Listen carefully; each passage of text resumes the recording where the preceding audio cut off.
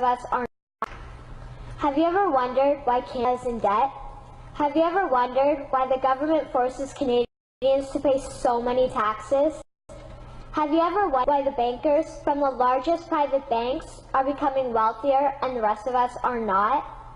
Have you ever wondered why the gross national debt is over $800 billion?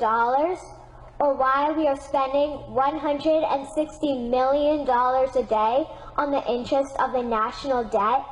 That's $60 billion a year. Have you ever wondered who receives the $60 billion? What I have discovered is the banks and the government have colluded to financially enslave the people of Canada. I will share with you 3 important points of reference which will hopefully spark enough interest and concern for you to continue the research on your own and to engage your government to stop this criminal act against the people of Canada. First, we will briefly examine the Bank of Canada. Second, we will see how our banking system works today. And lastly, I will offer a viable solution that we can petition our government to implement. A very little known figure in Canadian history is J.O. Gradon McGeer. He was a lawyer, Member of Parliament, and Mayor of Vancouver. His contribution to Canada is probably the greatest in our history. He championed the creation of the National Bank of Canada, whose sole purpose is to create and manage Canada's money. It was formed on July 3, 1934, and owned by all Canadians. Until the 1970s, because of the Bank of Canada, Canada's national debt was held at a constant, manageable level, until the government decided to implement what we now have as our modern-day banking system that is robbing the Canadian people. So how are they robbing us? Allow me to explain how our private banks and government work today. First, the Canadian government borrows money from the private banks. They then lend the debtors money to Canada with compounded interest. The government then continues to increase taxation of Canadians year after year in order to pay back the interest on the exponentially growing national debt. What results is inflation, less real money for Canadians to spend on the economy, and the real money being used to pad the pockets of the banks. Also, the government gave the banks the ability to loan out money that doesn't exist in the form of loans. When a bank gives you a mortgage, which literally means a death pledge, or a loan, they don't actually give you money.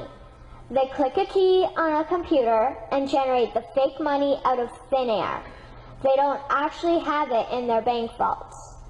Presently, the banks only have $4 billion on reserve, but they have loaned out over $1.5 trillion.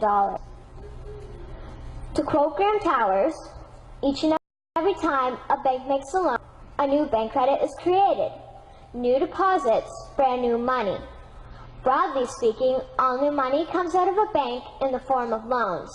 As loans are debt, then under the present system, all money is debt. What I find interesting is even Jesus, in Matthew 21, drove out the money changers in the temple because they were manipulating the currency to steal money from the people.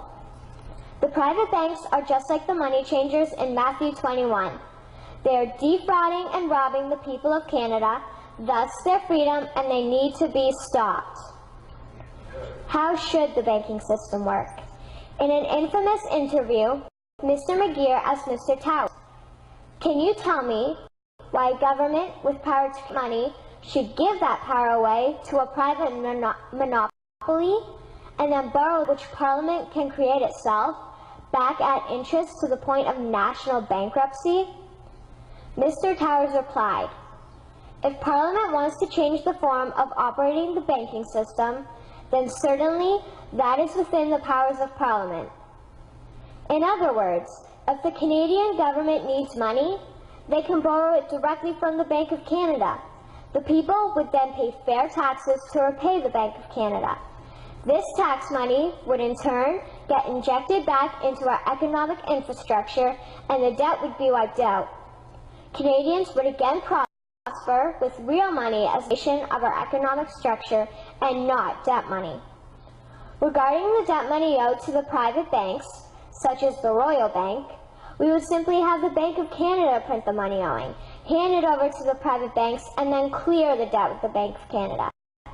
And yes, we have our unlawful right to do so.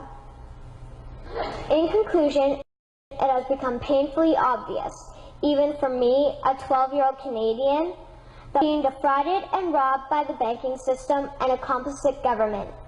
What will we do to stop this crime? What will we do to ensure that the next generation will live free and clear of the debt-based economy that enslaves them to the banks?